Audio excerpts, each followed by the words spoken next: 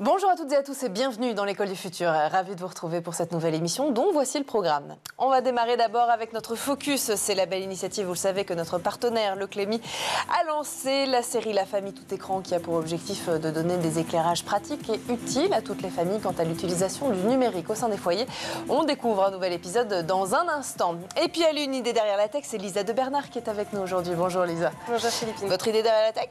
Eh bien écoutez, je vais vous parler de Siri qui est accusée d'écouter les utilisateurs à leur insu et qui fait donc l'objet d'un recours collectif en France. On voit ça avec vous dans un instant. Et puis aujourd'hui, on met à l'honneur les talents féminins de demain grâce au prix Les Margaret qui valorise les jeunes filles, les jeunes femmes qui cassent les codes et qui innovent dans la tech. Vous allez le voir, séquence inspiration aujourd'hui. Comment ces rôles modèles féminins inspirent-elles toute une nouvelle génération à oser la tech, l'IA et bien d'autres encore. On en parle avec nos invités. D'abord, Delphine Rémy-Boutan. Bonjour Delphine. Bonjour Philippe. C'est toujours un immense plaisir de vous recevoir. Vous êtes la fondatrice de JFD et vous êtes aussi accompagnée de la Margaret Junior 2025. Bonjour Aya Edouni. Bonjour. Félicitations. Merci beaucoup. On est très content de vous recevoir aussi. On va parler de tout ce que vous avez fait, vous, ensemble, les Margaret, etc. C'est parti. On en parle dans un instant, juste après le focus. D'abord, donc, ça s'appelle La famille tout écran et pour sensibiliser enfants et parents à l'utilisation du numérique au sein des familles, notre partenaire, le Clémy, nous propose cette série qui invite évidemment un usage toujours maîtrisé du numérique. On découvre ça tout de suite. Maintenant, elles vous diront sans doute que les Margaret, c'est bien plus qu'un prix. Et évidemment, elles ont raison, c'est un véritable accélérateur, vous allez le voir, pour les jeunes femmes qui révolutionnent la tech et qui continuent chaque année de se poser une question parmi d'autres. Comment faire tomber les barrières et encourager les femmes et les filles à embrasser les carrières technologiques? On se pose la question justement avec nos invités tout de suite dans la première partie du talk. Nos invités aujourd'hui, donc Delphine Rémy-Boutan, fondatrice de la JFD. On ne vous présente plus, vous êtes une habituée maintenant du plateau. Vous êtes aussi la fondatrice de ce prix, Les Margaret. Et puis donc vous êtes accompagnée aujourd'hui de la Margaret Junior de cette année 2025, Aya Edouni. On est encore très content de vous recevoir. Peut-être, Delphine, on va commencer avec vous, pour celles et ceux qui ne connaissent pas forcément les Margaret et surtout la particularité de cette catégorie que vous représentez aujourd'hui, Aya, les Margaret Junior. Qu'est-ce que vous cherchiez à valoriser à travers cette catégorie? L'excellence. Rien que ça, Aya, pas trop de pression. À peine. Et Aya le représente bien. Donc, le prix Les Margaret, en fait, il a été créé d'abord en hommage à Margaret Hamilton, cette codeuse informaticienne de la NASA qui a fait que l'humanité a marché sur la Lune. Bien sûr. On invisibilise souvent les femmes, mais alors encore plus les femmes de la tech. Donc après les Césars, les Oscars, il fallait montrer qu'on pouvait changer le monde aussi avec la tech, et donc les Margaret. Donc elles ont monté le tapis rouge de la salle Gaveau le 29 avril dernier. Et ce prix, en fait, moi je l'ai créé quand j'ai créé la JFD. À l'époque, je rentrais de Londres en fin 2012. Beaucoup d'événements pour parler tech, mais très peu de femmes pour en parler. Ouais. Donc je décide de créer la journée de la femme digitale et pour montrer justement tous ces rôles modèles. Et vous vous en souvenez bien sûr, Philippine, puisque vous en faisiez partie à l'époque aussi de toutes ces femmes qu'on a présentées en fait à ce public. Journée de la femme digitale, 13 ans, une initiative que je voulais absolument démocratiser pour que tout le monde justement accède en fait à cet événement et que chacun en fait, comme Internet, en prennent part. Pari réussi, puisque aujourd'hui, la journée de la femme digitale, c'est tous les ans le 17 avril et ça se passe dans le monde entier. Ouais. Et on s'est rebaptisé cette année JFD, mais qui veut dire Join Forces Under, et qui en fait est vraiment notre mission, qui est d'unir les forces et d'oser. Oser ce monde qu'on veut meilleur grâce à la technologie et oser présenter des rôles modèles, parce que je crois qu'on ne peut pas être ce qu'on n'a pas vu. Et plus on montrera des réussites, des jeunes filles qui osent, qui innovent, qui entreprennent, plus d'autres jeunes filles se diront pour moi aussi c'est possible. Est-ce que c'est ce que vous vous êtes dit justement, Aya? Complètement. Ouais. Complètement. Et je suis même très honorée de pouvoir être présentée comme rôle modèle, parce que lorsque j'ai commencé très jeune, il n'y en avait pas encore, c'était encore très peu développé, très peu montré. Et, alors vous dites que vous avez commencé très jeune, mais pardon, est-ce que vous voulez bien nous rappeler votre âge? J'ai quand même que 21 ans. Ouais, c'est ça. Et mais vous avez j'ai quand même commencé à quelle heure? Vous étiez en couche? À peine. Qu'est-ce qui vous a marqué dans le projet d'Aya, qu'on va découvrir dans un instant d'ailleurs et qui fait sens, mais quand vous disiez tout à l'heure, on recherche l'excellence, pourquoi son projet, pourquoi son profil aussi a été retenu cette année? Comme vous le voyez, donc, Aya porte cette broche lunar designée par Constance Guisset pour les Margaret et qui représente donc la Lune. Et Aya, en fait, son projet, c'est de démocratiser l'accès à l'espace. Donc ça, c'est déjà, je trouve intéressant. Et en plus, il se trouve qu'Aya avait candidaté pour la 2e fois. Ah. Et moi, j'adore les gens qui persévèrent. Et quand on leur dit non, ils continuent. Et ça, j'ai trouvé... Et je me suis dit, tiens, re-regardons ce projet. Est-ce qu'on est passé à côté? Est-ce qu'elle a fait d'autres choses qui ont permis aujourd'hui depuis? Ouais. Et après, je ne suis pas seule à décider. On a un jury qui se réunit, une quinzaine de personnes qui décident avec leur cœur, mais aussi avec des chiffres et l'ambition aussi de les accompagner pendant un an et de savoir lesquels on va vraiment permettre d'accélérer. Donc, c'est ces deux choses, persévérance et puis cette notion de démocratiser l'accès à quelque chose, c'est ça qui et l'espace, bien sûr, parce que Margaret. Voilà. Oui, c'est sûr. Merci beaucoup, Delphine. Alors justement, votre projet s'appelle Stars Factory. Est-ce que vous voulez bien nous en dire un petit peu plus, Aya? Oui, bien sûr. Alors, la Stars Factory, ça raconte mon histoire, tout simplement. À la base, c'est venu d'une problématique qui me concerne moi. J'ai toujours voulu, depuis toute petite, aller dans l'espace, aller à l'encontre de l'inconnu ou ce genre de choses. Et donc, Margaret Hamilton était l'un de mes modèles, bien évidemment. Et donc, en grandissant, en me renseignant, en fait, je me suis heurtée à la réalité de la vie en me disant que c'était un milieu en fait très fermé, que par exemple si on voulait aller dans l'espace, mais il n'y a pas que ça comme métier, 22 500 candidats pour la dernière sélection des astronautes de l'ESA, seulement 5 sélectionnés. C'est vrai. C'est énorme. En tout cas très peu. Et donc l'objectif de la Stars Factory, c'est de démocratiser ce milieu, c'est de créer en fait une formation en ligne en réalité virtuelle sur laquelle on a l'occasion de vivre l'expérience d'une vraie formation d'astronaute depuis chez soi. Est-ce que ça, aujourd'hui, vous en êtes à quel stade de ce projet? Alors aujourd'hui, grâce à la JFD, j'ai pu énormément avancer sur le projet. J'avais déjà un prototype qui était lancé en Californie, puisque j'ai commencé en Californie en fait le projet. D'accord. Et donc l'objectif était de ramener ça un peu plus à la France et à l'Europe. Et donc j'ai pu rencontrer énormément de personnes qui étaient assez influentes dans ce domaine-ci pour m'apporter en fait les données dont j'avais besoin et tout ce dont j'avais besoin pour continuer à accélérer sur le projet. Ça, c'est très intéressant ce que vous dites, Aya, et merci pour ça, parce qu'effectivement, la JFD, et au-delà de ça, ce prix, les Margaret et le Margaret Junior, c'est bien plus qu'un prix. C'est ce que je disais en introduction, c'est aussi un accompagnement qui permet aujourd'hui à Aya, de ce que je comprends, d'aller encore plus loin. Aya va recevoir un accompagnement d'1 an qui est valorisé à 1 million d'euros en termes de visibilité médiatique. Merci à vous de recevoir Aya aujourd'hui puisque ça y participe. Elle va recevoir bien sûr du mentoring, du coaching parmi tous les partenaires. Évidemment, La Poste et Septéo qui ont remis le jour à la salle Gaveau, Laurence Lafont et Nathalie Collin vont la suivre. Tous les partenaires en fait vont suivre Aya et vont faire en sorte que ce projet devienne une réalité. Les Margaret, bien plus qu'un prix, mais qui est quand même le seul prix tech féminin sous le haut patronage du président de la République française. Et la catégorie junior qu'on a créée en 2020 en plein Covid était justement pour donner en fait envie à ces jeunes filles à leur rappeler en fait que voilà, le meilleur est devant. Ouais. Et leur donner ce tremplin.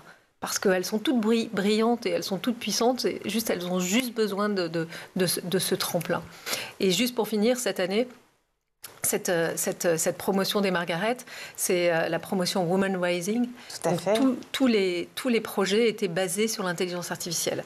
Et donc, le projet d'Aya est basé sur l'IA. Comment vous l'utilisez justement, alors, Aya ? Alors, l'IA, je l'utilise pour l'adaptabilité des formations en fonction du niveau, mais aussi pour les expériences en réalité virtuelle. Donc, des expériences dans lesquelles on est complètement immergé dans une mission ou dans un cas critique.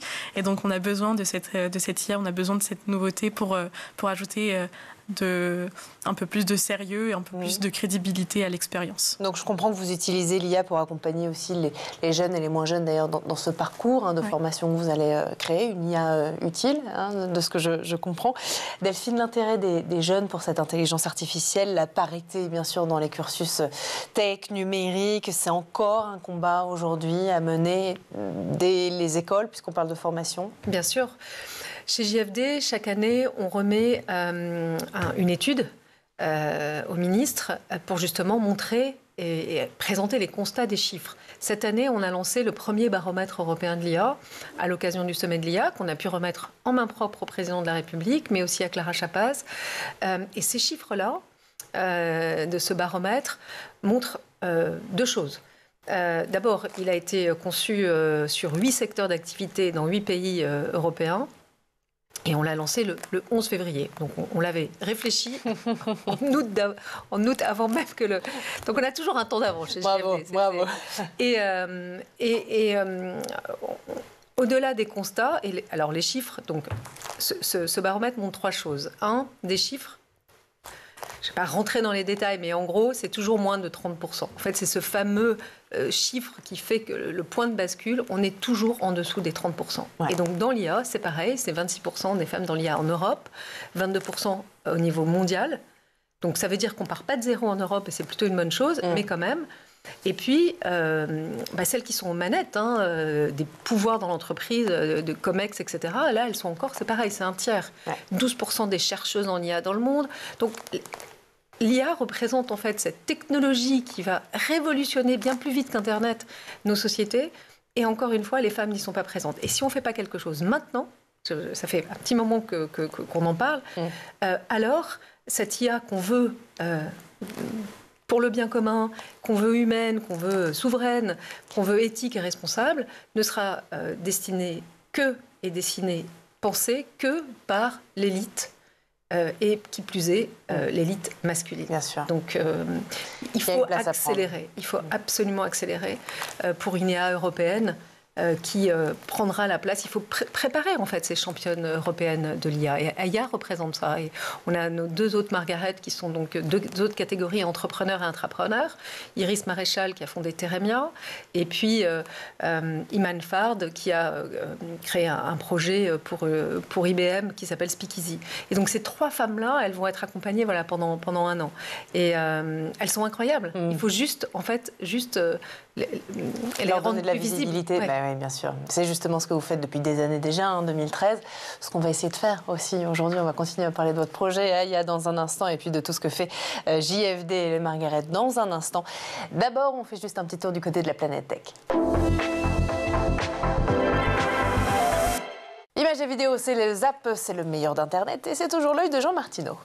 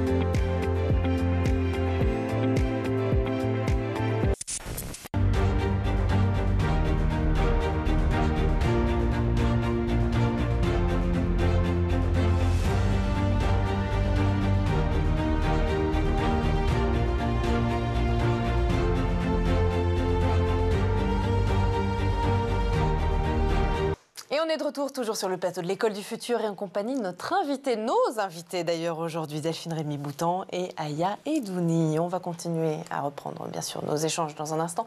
D'abord, elle a une idée derrière la tech. Lisa de Bernard, on écoute tout de suite. Et si votre téléphone vous écoutez, ben oui, on est nombreux à se poser régulièrement la question, surtout quand on ne lui parle pas. Alors aujourd'hui, Lisa, vous allez nous parler d'une affaire qui pourrait bien nous concerner et concerner certains de nos spectateurs directement. Parce que si vous avez un iPhone, un iPad ou un Mac et que vous êtes équipé de Siri, eh bien sachez qu'une action collective vient d'être lancée en France contre Apple en cause des enregistrements de vos conversations réalisés sans notre accord. Alors, info, intox, qu'est-ce qui se passe, Lisa ? Eh bien, comme vous l'avez dit de vos propres mots, Philippines, Apple est visée par une action collective lancée à la mi-mai, le 13 plus précisément, une action menée par 2 cabinets d'avocats français. Leur accusation est claire, Apple aurait enregistré des utilisateurs de Siri à leur insu, violant ainsi le RGPD, c'est-à-dire le Règlement général sur la protection des données. Concrètement, de quoi est-ce qu'on parle ? Est-ce que c'est de l'espionnage organisé ? Alors, pas exactement de l'espionnage au sens James Bond, mais presque. Tout part d'une révélation en 2019 faite par un ancien sous-traitant d'Apple. Il expliquait que Siri pouvait s'activer de manière tout à fait involontaire, par exemple en entendant un mot qui se rapproche un petit peu de la fameuse formule « dis Siri » et du coup enregistrer des conversations très privées, des rendez-vous médicaux, des discussions intimes, voire des informations bancaires. Et malheureusement, ces extraits audio ensuite étaient écoutés par des humains pour améliorer l'assistant vocal. Or, les utilisateurs n'en étaient pas informés clairement. Est-ce qu'Apple reconnaît les faits ? Alors, il n'a jamais nié les écoutes. L'entreprise n'a jamais nié, mais affirme qu'elle concernait moins de 0,2% des interactions sélectionnées de manière tout à fait aléatoire dans le but, encore une fois, d'optimiser Siri. En 2019, en revanche, sous la pression médiatique, la firme avait suspendu temporairement ce programme avant de réintroduire une option de consentement explicite. Mais selon les avocats, cette mesure est arrivée trop tard et des millions de Français pourraient avoir été concernés sans le savoir. Que vise cette action collective exactement ? Eh bien, l'action vise à obtenir réparation, bien sûr. Le site écouteabusive.fr permet à tout utilisateur français d'un produit équipé de Siri, iPhone, iPad, HomePod, Mac d'intégrer la procédure jusqu'au 30 juin 2025. Les plaignants, du coup, pourraient réclamer le remboursement de leur appareil, voire des dommages et intérêts si les données enregistrées étaient jugées sensibles. À noter qu'il ne s'agit pas d'une classe action à l'américaine, mais d'un regroupement de dossiers individuels coordonnés. Est-ce que c'est un cas isolé, ça, ou est-ce qu'Apple était déjà épinglé ailleurs ? Alors malheureusement, ce n'est pas une première pour Apple. Aux États-Unis, la firme a accepté en janvier 2025 de verser tout de même 95 millions de dollars pour clore des plaintes similaires. L'accord ne reconnaît pas de faute, mais c'est un signe fort pour exprimer le fait que le problème est pris au sérieux à l'international. Bon, vacances au soleil, Maldives, Seychelles. Alors, je ne suis pas sûre que ça vous apporte beaucoup. On saura que vous en avez envie chez Apple. Ouais, c'est clair. Mais je ne suis pas sûre qu'ils vous envoient le billet par la suite. Bon, Siri, s'il te plaît, aide-moi. Bon, merci beaucoup, Lisa, en tout cas. Et toutes les cases, on lance ensemble la deuxième partie du talk. Allez, un peu de sérieux sur ce plateau, s'il vous plaît, Philippine. On continue à échanger avec nos 2 invités, Delphine Rémy-Boutan, toujours de la JFD, et puis notre Margaret Junior 2025, Aya Edouni. Aya, on a parlé en fin de première partie du talk de l'intelligence artificielle. On comprend aussi peut-être que dans Siri, il y a peut-être un peu d'IA qui nous écoute, mais pas encore de vacances aux Seychelles pour l'instant. À votre avis, Aya, comment l'école, elle pourrait justement mieux, parce que vous êtes dans l'émission qui porte bien son nom, l'École du Futur, comment l'école pourrait mieux encourager les filles, comme vous, à s'orienter vers la tech, vers les métiers du numérique, vers les filières de l'ingénierie, par exemple, où on sait qu'il y a encore beaucoup de travail à faire. Venant des écoles, il y a encore beaucoup de travail à faire. Moi, je viens de filière numérique, d'école d'ingénieurs, et c'est pas encore ça. Et même dans le milieu du travail, ça se répercute énormément. On a l'impression que les lignes commencent un peu à bouger depuis ces petites dernières années, grâce aux organismes extérieurs des enseignements des enseignements tout court, des organismes extérieurs, des associations ou ce genre de choses qui aident énormément aux jeunes filles et aux femmes à se développer dans ce type de domaine. Et je pense que les enseignements, que ce soit collège, lycée ou enseignement supérieur, devraient aussi aider les filles et les jeunes femmes à se dévoiler, à se découvrir. Ça part sur de la sensibilisation, ça part sur de l'accompagnement. Il faut essayer, il faut tester. Il faut aussi représenter ces étudiantes parce que trop peu d'enseignants montrent en fait la voie en étant pratiquement tous masculins dans ce genre de domaine-ci. Moi, c'est ce que j'ai connu en école d'ingénieur. Je n'avais aucun professeur féminin et ça, je trouve ça dommage et pourtant, il y en a. Donc, il faut montrer la voie. Montrer la voie, est-ce que vous travaillez peut-être avec des écoles ou des établissements d'enseignement supérieur, Delphine? Oui, absolument. On travaille avec Epitech. Laura Hassan, qui est la directrice générale, a aujourd'hui un objectif à atteindre pour 2030 d'avoir 30% d'étudiantes. Aujourd'hui, c'est 10% chez Epitech. Ah oui. Donc il y a un vrai travail à faire justement pour recruter ces jeunes filles, leur donner envie et qu'elles se sentent pas seules en fait et isolées, parce que ça soit dit, enfin je veux dire, c'est pas simple d'être seule dans des environnements masculins. Non, et beaucoup de jeunes filles se disent c'est pas pour moi, je n'y vais pas, je me sens pas dans un univers où je me sens à ma place. Ouais. Et on le sait déjà, pour les femmes, de toute façon, quoi qu'il arrive, c'est difficile, beaucoup plus que pour les hommes. Tech ou pas tech. Donc, on se rajoute en fait comme ça des couches qui sont... Alors que l'école, c'est le premier vecteur d'égalité des chances. On devrait quand même juste... C'est censé l'être, en tout cas. Ouais. Voilà. Donc il y a beaucoup de progrès à faire. Après, donc il y a effectivement Epitech qui travaille beaucoup sur ce sujet, avec qui on travaille vraiment main dans la main. Ouais. Et puis il y a aussi des acteurs privés comme La Poste avec son école de l'IA et de la data, et qui pour le coup décide vraiment de faire des promotions paritaires. C'est-à-dire elle recrute, s'il n'y a que 5 hommes, et ben elle ne recrutera 5 femmes. Et donc c'est par ce biais-là en fait qu'on va arriver à atteindre la parité. Et puis d'autres acteurs en fait privés, voilà, qui commencent à... Mais l'école, c'est là où tout se joue en fait. Donner envie à ces jeunes filles, à leur dire mais allez-y. Et on n'a pas besoin d'être bon en maths pour travailler dans la tech. Oui.